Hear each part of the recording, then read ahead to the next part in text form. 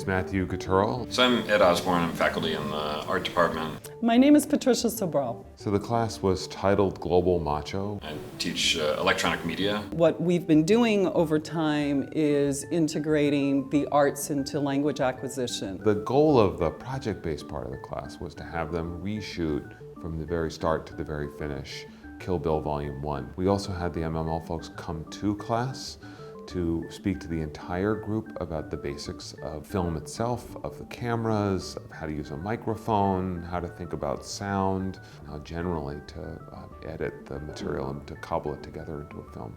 It's not only a question of creating the digital narrative, but it's also bringing them in contact with different spaces and different people here on campus. In this lab in the LIST building have been designed with a good amount of social space built in. And while you need to have the computers and you have to spend time looking at the screens, having the space for conversations for people to work together is really very, very important.